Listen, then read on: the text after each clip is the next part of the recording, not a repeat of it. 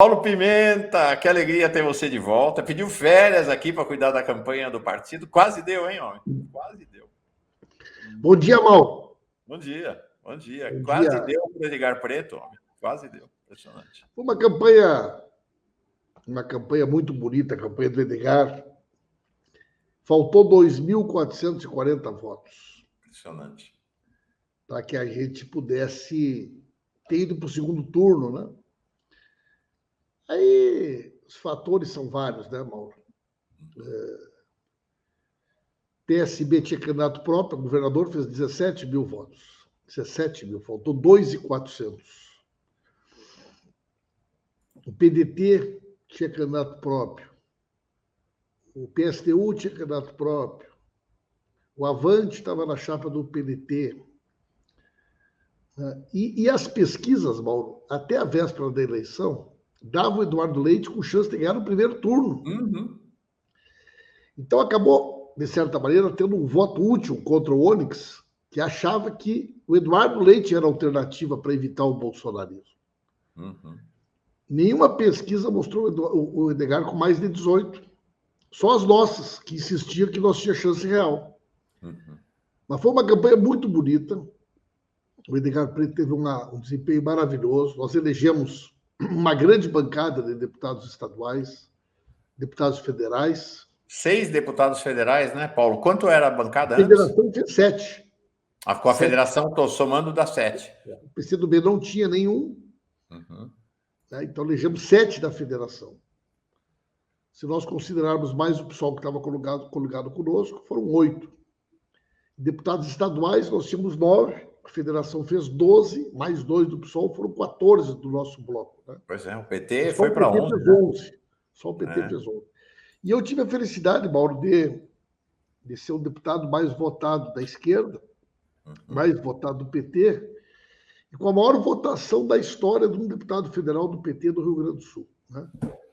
223.109 votos, mais de 3% da votação do Estado. Quase 4%. Quase 4%. Eu fiz quase o dobro dos votos que o Ciro fez para presidente do Estado. Legal. Tem uma matéria do Globo hoje dizendo que só 25 deputados se elegeram com seus próprios votos. Do PT foram só 2, a presidenta Gleice e eu. Só 2 deputados alcançaram o quociente eleitoral em todo o país do PT, né? A presidenta Gleice e eu. Então, eu sou muito grato, né? A minha votação realmente foi uma votação maravilhosa. 223.109 votos não é pouca coisa. 3,7% do eleitorado. Pois é. Né? Isso é voto para candidatura majoritária. E eu já estou... Olha, Mauro, a apuração terminou domingo de noite, aí nós fizemos um ato com o Olívio, com o Edgar, com todos nós. Cheguei em casa 1h da manhã. Ainda fui dar uma olhada nos mapas para ver a minha votação. Na segunda de manhã cedo, já estava conversando com o presidente Lula cedo da manhã. Né? O presidente também, né? Depois do domingo pesado, na segunda de manhã já estava no centro das operações, iniciando esse trabalho de articulação, né, com as lideranças. Antes de falar do Brasil, eu queria ainda falar sobre o Rio Grande do Sul. O pessoal perguntando do Vadia. Não deu para o Vadia não conseguiu, não vamos restabelecer a dupla Pimenta-Vadia. Sobre você, dizer o seguinte, a Gleisi teve também 230 mil votos. 260 mil votos. Vocês dois, realmente... O que é interessante, né? Porque a Gleisi, presidenta nacional do PT, está nas mídias nacionais o tempo todo. Você, numa votação similar à dela, acho que vocês dois saem como grandes lideranças nacionais do partido para compor a bancada da Câmara Federal. Então, eu quero te parabenizar e dizer que espero que a gente tenha ajudado aqui, né? Sua presença aqui, a comunidade gosta muito de você, muita gente declarando voto em ti. Agora, a gente colheu uma das derrotas mais amargas aí no Rio Grande do Sul, né? Que foi a derrota do Olívio. Acho que o Brasil inteiro queria o Olívio, né? Todo mundo que é de esquerda no Brasil tem um carinho enorme. O que a gente tem, Mauro, é que a direita consegue ser muito mais eficiente na questão do voto útil, né? Então, você tinha o Olívio na frente, você tinha o Mourão e a Ana Amélia disputando ali a segunda colocação. Na reta final, a Ana Amélia caiu para 15%. Então, uma candidata que era candidata do PP retirou na última semana e eles fizeram um movimento forte no Estado, da direita, olha, é preciso um nome para derrotar o PT, um nome para derrotar o Olívio. Então, eles fizeram um voto útil muito forte no Mourão. Mourão é uma pessoa que não tem nenhuma identidade com o Rio Grande do Sul, nunca, não tem nada a ver com o Rio Grande do Sul, nada. Né? Mas isso também, numa eleição para senador, que não tem segundo turno, como eles têm um voto consolidado, um percentual significativo, né? Que o Onyx fez 37%. O Edgar fez 27% e o Leite fez 27%. Né? Então, você vê que um voto consolidado aí, desse bolsonarismo no Mourão, eles conseguiram alcançar os votos necessários para eleger o Mourão. Né? Sim. Muito. Enfim. Ele mora no nosso coração, continua morando. Eu queria olhar para a situação nacional a partir do Rio Grande ainda, que é a situação do Eduardo Leite. Né? Como é que você está vendo? Como é que é esse cenário do Eduardo Leite? Bom, primeiro, quem que você acha que é favorito para ganhar a eleição aí para o governo do Estado? E segundo, como é que você vê o Eduardo Leite se movimentando estadualmente e nacionalmente? Bom, Mauro, em primeiro lugar, eu acho assim que o nosso pessoal precisa levantar a cabeça, certo? Eu acho que segunda e terça foi a hora de lamber as feridas, como a gente diz, né? Podia ter ganho no primeiro turno.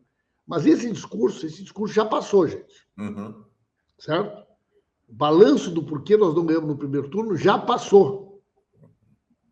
Certo? O bolsonarismo está na rua, a estratégia dele está clara, é disseminação de fake news em escala industrial, tem 4, 5 vídeos viralizando, o do satanismo, o do banheiro compartilhado, o que vai tirar o dinheiro da poupança, mais 2 ou 3 evangélicos, já está clara a estratégia, certo? Quer dizer, uma ação por parte de empresários, de ameaças, desde médias, pequenas empresas até grandes empresas, é um padrão único em todo o país. Eu recebo aqui dezenas de e-mails, desde o cara pequenininho lá de São Gabriel, que tem 20 funcionários, que reuniu os funcionários e disse que se o Lula não ganhar, ele vai ter que demitir, até o cara grande lá do Pará. Né?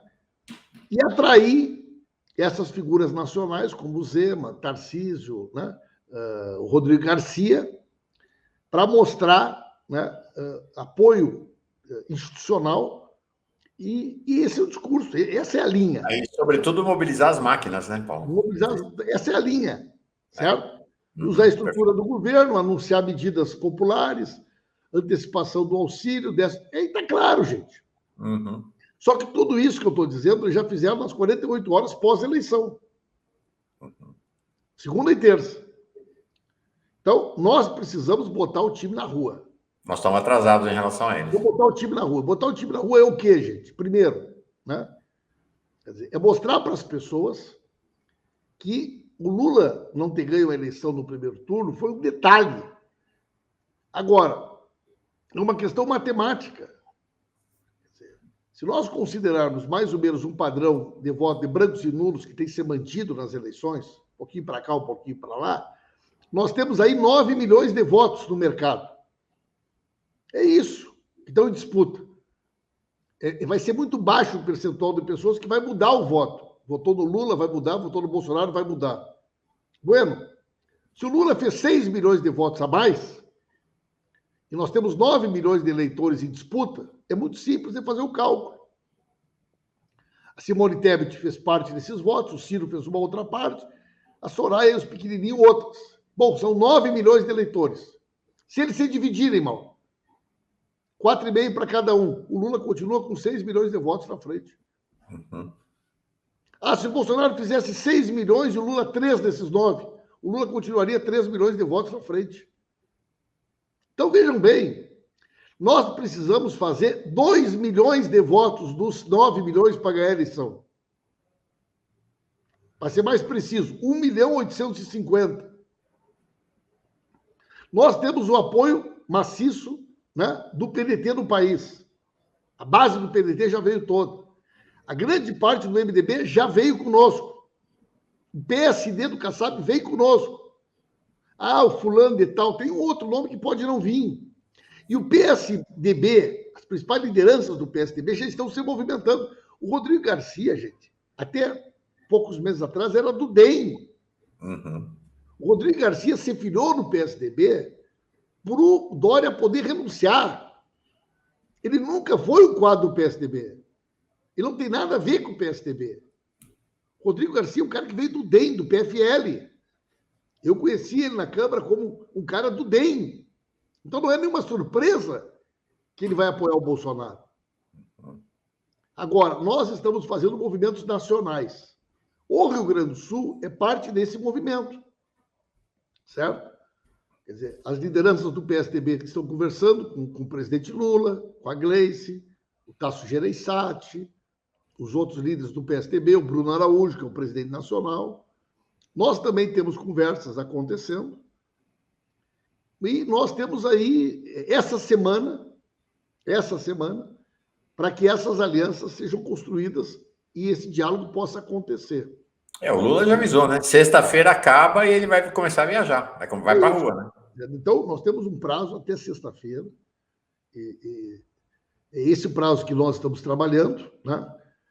E eu não fico anunciando pela imprensa cada conversa, cada reunião que eu faço, porque isso é entregar para o adversário, é uma estratégia burra, né? Uhum. É uma estratégia burra. Se um time de futebol, antes de uma decisão, faz treino de portões fechados, agora querem que nós anuncie cada conversa que a gente está fazendo, cada gesto. Isso aí é entregar para o adversário informações estratégicas da nossa, né? Da nossa forma de pensar o segundo turno. Então, e a militância precisa ir para a rua, gente. A nossa campanha do primeiro turno, ela era muito sustentada, campanha de rua, nas equipes de candidatos a deputados estaduais, deputados federais, né? O grosso da nossa militância estava vinculada às campanhas de deputados e deputadas. Os deputados e deputadas eleitos, senadores eleitos e também aqueles não eleitos, precisam imediatamente reestruturar suas equipes e voltar para a rua. Uhum. Manter agendas como se candidatos ainda fossem. Ampliar a votação nos locais, regiões locais onde nós ganhamos. Reduzir a diferença dos locais onde nós não ganhamos. Fazer um trabalho casa em casa de combate às fake news. Essa é a estratégia de rua que precisa ser feita, bom.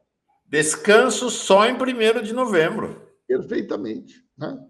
Então, o que nós precisamos é dar uma voz de comando, chega de lamber as feridas, vamos analisar o resultado de primeiro turno depois do segundo turno e vamos agora construir o ambiente necessário para a gente poder ganhar a eleição, né, no segundo turno, fazendo isso que precisa ser feito, e a gente sabe o que precisa ser feito, né? A gente sabe o que precisa ser feito e é isso que a gente tem que fazer. Eu acho que é por aí o caminho da coisa, Mauro. O Gilberto Cruvinel diz aqui: Paulo Pimenta, parabéns pela votação. O que faltou fazer no Rio Grande do Sul para eleger Edgar e Olívio? Acho que já respondeu, né? Faltou 2.441 votos. Não, olha, se a candidata do PCB apoiasse o Edgar, ele estava... Gente, 2.000 votos. Foi 2.441 votos no universo de 7 milhões. E em relação ao Olívio, acho que tem uma questão, né, que a gente subestimou, que teve ainda nessa eleição, a gente achou que, vamos dizer assim, o que aconteceu em 2018 era uma onda que tinha passado. Ainda tinha um pouco dessa onda, né, dessa coisa antipolítica, extrema-direita, ainda presente na sociedade. Sobre o Rio Grande do Sul, já te entrego para falar, então, juntando tudo isso, o Fábio Dalmolin está dizendo aqui, queria saber se é isso mesmo. Bom dia, Pimenta. Explica para o Mauro que o Leite vai apoiar o Onyx? Não. Sugestão para a militância. Quando receber ligação de telemarketing, peçam um voto no Lula. Fiz isso quantas vezes ontem? Não. Deve ter tido algum problema de relação aqui. Como é que vai ficar a situação aí do Leite na disputa estadual e na disputa nacional? Em primeiro lugar, nós temos que pensar a eleição como uma eleição nacional. Ok. Os movimentos, eles não podem ser movimentos que são realizados nos estados como se cada estado não tivesse consequência nos demais. Nós temos que conversar com os partidos, estou dizendo assim, pela porta da frente. Certo? Então, a nossa direção nacional está conversando com o PSDB. Com certeza, a partir dessas questões, conversas nacionais, serão colocadas as questões estaduais. E a partir do momento que for colocada a situação do Rio Grande do Sul, então nós vamos tratar do Rio Grande do Sul. Mas tudo isso só vai ocorrer a partir de uma definição nacional. Entendi. É possível que o PSDB, em função da posição do Rodrigo Garcia e do Aécio, tome uma decisão de delegar uma autonomia para cada diretório regional. Fux, já saiu essa posição ontem. Saiu a nota da Executiva Nacional liberando os diretórios para fazer o que quiserem. Bom, então, a partir dessa decisão, hoje nós já temos, então, condições de avançar desse diálogo e dessa discussão. Uhum. Sim. Ok. Uma questão, Pimenta, deixa eu até localizar aqui a nota do PSDB ontem. É uma nota estranha, porque eles falam como se estivessem falando em nome da federação com a cidadania, mas o Cidadania teve reunião do Executivo e declarou abertamente apoio ao Lula. Então, respeitando o posicionamento divergente entre os partidos, a federação PSD... Ah, sim, tá, agora entendi. O Cidadania já tirou o apoio ao Lula, eles queriam tirar o apoio ao Lula.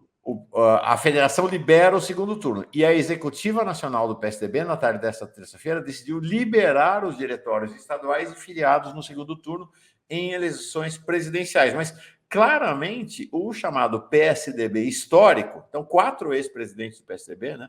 O Tasso Gereissati, o Zé Aníbal, o Teotônio Vilela e o Pimenta, da Veiga, lá de Minas, já declararam apoio ao Lula. O Serra declarou... O Rodrigo Garcia nunca foi tucano. O Rodrigo Garcia era PFL, era DEM. O Rodrigo Garcia não fala pela história do PSDB. Uhum. Entendi. O Fábio dá uma olhada dizendo aqui. É uma piada, Mauro. O Leite prefere perder a eleição a ter apoio do PT. Quem conhece a aldeia sabe... Eu tô para conhecer político que prefira perder a eleição por algum motivo, entendeu? Tô para conhecer. Acho que o cenário vai ser um cenário diferente. É claro que eu não vou aprofundar isso por conta do que eu estou dizendo. Existe uma discussão em curso. Uhum, sim. É o que você falou. Você não vai botar aqui o que está rolando no bastidor, né? Seria contraproducente, seria jogar contra o nosso interesse, né? Sim. Tem uma questão, o Carlos Alberto de Bonis Cruz traz aqui. Como disse no comentário anterior, por que o PT não pede suspensão da campanha do Coiso e coloca como motivo fake news? Acho que chance zero agora. Gente, vamos combinar uma coisa, gente. Primeiro, nós sabemos e já sabíamos que ia ter fake news. Segundo, nós sabemos e já sabíamos que os empresários vão fazer aquilo que estão fazendo. Uhum. Nós sabemos e já sabíamos que eles vão ameaçar as pessoas. Nós sabemos e já sabíamos que eles iam usar a máquina do governo. Então, todas essas constatações, nós já sabemos isso. Uhum. Mas nós já sabíamos. Mas no segundo turno eles vão ameaçar os trabalhadores. Eles sempre fazem isso. Mas eles vão disseminar kit gay, mamadeira de piroca, eles vão inventar. Nós já sabemos disso. Nós temos que fazer a campanha partindo do pressuposto de que esses fatos já são de nossos conhecimentos. O que nós temos que fazer para ganhar, sabendo que eles vão fazer isso. E não ficar nos remoendo e repetindo o tempo inteiro que eles vão fazer isso. A gente já sabe que eles fazem isso. Uhum. É isso aí. Não tem novidade nenhuma. Em relação a essa questão, né? Está uma conversa já há 2 dias de uma provável mudança de postura dos tribunais superiores em função de uma vitória no Senado e na Câmara, né? Porque parece que você teve uma certa substituição. O centrão fisiológico perdeu espaço para o centrão extrema-direita. E o Senado, a mesma coisa. Então, que estaria havendo um movimento no interior dos tribunais superiores para uma postura mais de cautela e composição com o governo Bolsonaro do que a posição que vinha até agora, que é uma posição de confronto. Já dá para identificar esse tipo de movimento ou é prematuro? Acho totalmente sem base real essa. Não vejo nenhum fato que justifique a veracidade dessa tese, né? Pelo contrário, eu acho que o TSE tem sido bastante rigoroso. Não consegue dar conta pelo volume de coisas, mas tem sido bastante rigoroso no sentido de mandar tirar do ar mentiras, fake news, tentar controlar o uso da máquina por parte do Bolsonaro e assim por diante. Sim.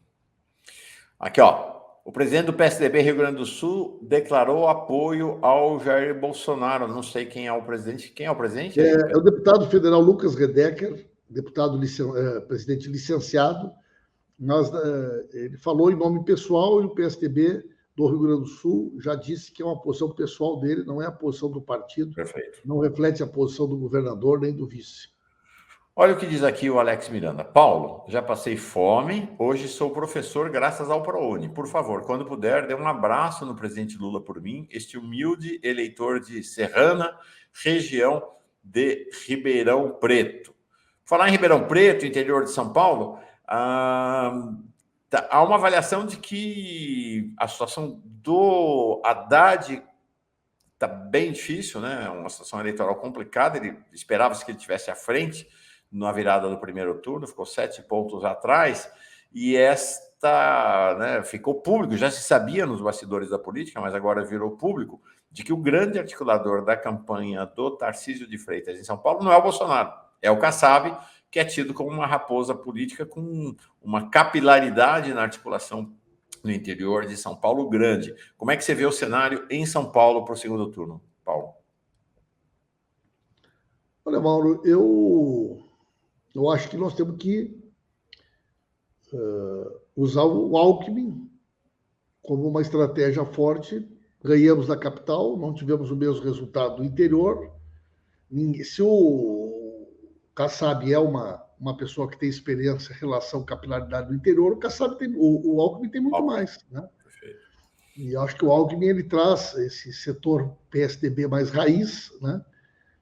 E a estratégia deve ser focar, né, numa busca de votos nessas regiões, né, onde nós não tivemos o resultado que a gente esperava. Há uma avaliação aqui em São Paulo que o Alckmin entrou pouco na campanha em São Paulo, né? No primeiro turno ele estava mais nesse cenário nacional, né? Que vai ter que arregaçar a manga e entrar. Nós devemos centrar mais a presença dele agora no interior de São Paulo, na região metropolitana de São Paulo, que é onde efetivamente ele pode trazer, né, o voto. Acho que uma campanha mano a mano aí, em debate e tudo mais, o Haddad tem condições de demonstrar, né, a qualidade que ele tem. O Tarcísio é uma pessoa que não tem nenhuma identidade, não tem nada a ver com São Paulo. Uhum. A gente tem que demonstrar isso no decorrer da campanha do segundo turno. Fazer uma campanha mais de rua também, não, uma campanha mais de presença. Eu acho que isso é fundamental para a gente poder ganhar a eleição em São Paulo. É fundamental, fazer a virada em São Paulo. O Jordano Stable, se o Leite aceitar o apoio do PT, pode ter eleitores de direita que vão deixar de votar nele para votar no Onyx. Mas é o seguinte, né? Se juntar Leite com a votação da esquerda, aqui é avassalador, né? Então, o cenário no Rio Grande do Sul é um cenário complexo, né? É um cenário realmente complexo. Paulo, falando do Sul ainda, tem uma questão. A gente aqui, inclusive na Fórum, toda a mídia progressista, você estava fora do ar, estava cuidando da campanha aí, a gente deu o Moro como um morto e liquidado, né? Estava certo que ele até perderia a eleição para o Senado, surpreendeu na reta final, ele se recompôs com o Bolsonaro, parece que a aliança do lavajatismo com o bolsonarismo está restabelecida. Você vai ter que conviver com esse sujeito e com a conja, como se diz lá na Câmara dos Deputados e Deputadas, e mais, né, o menino dos apartamentos lá do Paraná. Como é que você vê essa questão aí do lavajatismo, do Moro, da Dallagnol e da conja, esse núcleo do lavajatismo? Dallagnol, Sérgio Moro, Rosângela Moro. Quando tiver sessão do Congresso, vão estar todos eles lá presentes. Eu nunca tive nenhuma ilusão, né, Mauro? Eu sempre disse aqui que o Bolsonaro é um filho dessa cruza perversa da grande mídia com a Lava Jato. Né? Para ser mais preciso, eu dizia sempre que era uma cruza da Rede Globo com o Sérgio Moro. Né? Mas é claro que é mais amplo, isso envolve também Dallagnol, envolve toda essa turma e setores da grande mídia que foram fundamentais para o golpe. Não existiria bolsonarismo sem a Lava Jato. Não existiria Bolsonaro sem a Lava Jato. O ambiente de ódio, o ambiente de intolerância, criado no país, que possibilitou o surgimento, né, essa coisa escondida, essa coisa envergonhada, que é uma espécie de um neofascismo tupiniquim, ele só floresceu graças à Lava Jato. Portanto, o Bolsonaro é filho do Dallagnol, é filho do Moro. E é natural que eles se reencontrem, porque eles representam os mesmos interesses estratégicos, eles professam o mesmo ódio, né, de classe contra as pessoas pobres, contra as pessoas humildes, contra as pessoas... Né? Então, não tem nenhuma surpresa. Quer dizer, o estranho dessa história seria que se o Moro apoiasse o Lula. O estranho seria que o Dallagnol apoiasse o Lula. Né? Então, eu acho que nós já sabíamos e está aí se confirmando que não é à toa que o Moro foi virar ministro da Justiça do Bolsonaro. O que houve, em determinado momento, foi uma briga da distribuição do butim, né? Quer dizer, na hora de dividir o soldo, né? Que eles se dividiram, mas agora já estão se reencontrando de novo. Né? E terão que enfrentar Paulo Pimenta, tanto Rosângela quanto Dallagnol na Câmara. E nas sessões do Congresso, o Moro também. Paulo, queria te perguntar de dois estados. Santa Catarina, surpreendente, né? O Décio do PT chegar no segundo turno. Como é que você vê o cenário de uma eleição dificílima, uma surpresa positiva em Santa Catarina? Santa Catarina, nós tivemos uma característica, né? É que o Décio conseguiu para o segundo turno com uma votação, né, bem menor do que a votação que o Eduardo fez, que o Edgar fez. Né? Isso. Por quê? Porque a direita concentrou o voto num candidato só. Né? Diferente lá nós, que ela se dividiu. Mas o fato de ter ido para o segundo turno, evidentemente, que é muito importante. Né? Não só porque nos dá palanque, como toda eleição é uma nova eleição. Né? Então, acho que foi um resultado importante em Santa Catarina. Permite que a gente possa organizar uma campanha estadual no segundo turno. E o Décio tem condições aí de poder coordenar aí uma mobilização nesse sentido. Bahia. Aí, Bahia, para mim, é Jerônimo. Mas acho que a onda é impressionante. O reconhecimento do povo baiano pelo Lula, pelos governos do Jacques, pelo governo do Rui, a identidade com aquilo que representa o Jerônimo, com a sua trajetória, com a sua história. Ninguém tira essa eleição da Bahia de nós, viu, Mauro? Não, ninguém né? Tira, ninguém tira. Eu acho que essa o Jerônimo vem com tudo. Sim. A Júnia dizendo aqui, Pimenta, quando tiver sessão no Congresso, junta com Glauber e Rogério e descasca esses fascistas do Paraná. Amanhã o Rogério vai estar aqui com a gente também. Teve uma eleição bem expressiva. Lucinda Gregório, Mauro viu um jovem em Campinas dizendo que votou contra o comunismo. Ele deve usar SUS, ônibus, salário vil, baixa escolarização e não tem medo do orçamento secreto e do fim das políticas públicas. É o debate ideologizado ainda no interior da sociedade, né? Como é que você vê, com a composição do Congresso Nacional, as condições, para encerrar, as condições de governabilidade para Lula, uma vez eleito presidente? Mauro, a política no Brasil ela tem uma lógica muito particular, ela tem uma lógica muito, muito própria, né? E o presidente Lula, sentando na cadeira, pegando a caneta na mão, se alteram completamente essas relações. Muitos desses partidos e desses parlamentares foram da base do governo do presidente Lula. Tem uma relação de confiança com o presidente Lula e sabem que o presidente Lula tem todas as condições de poder conduzir o país um caminho que é o caminho da retomada do crescimento, da geração do emprego, né? Da credibilidade internacional. Então, sinceramente, eu não tenho dúvida de que o Lula ganhando a eleição, nós vamos constituir uma base parlamentar muito forte.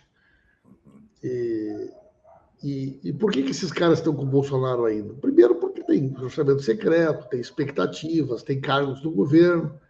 A partir do momento que nós tivermos o resultado da eleição anunciado, essas relações elas se alteram completamente, Paulo.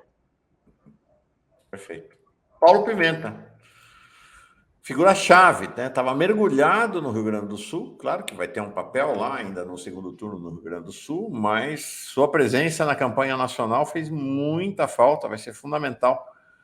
Você está aí no comando da campanha no segundo turno, liderando as ações e orientando. Então, ele volta a dialogar com a gente aqui quarta-feira que vem. Espero recebê-lo com boas notícias dessa arrancada para as ruas, Paulo. Obrigado, viu? Parabéns mais uma vez. Mauro, um abraço. Homem, campeão, 223 mil votos, gente. Quase 4% dos votos do Rio Grande do Sul. Não é para qualquer um, não. Parabéns, homem. Parabéns. Um abraço, irmão. Um abraço. Obrigado. Um abraço.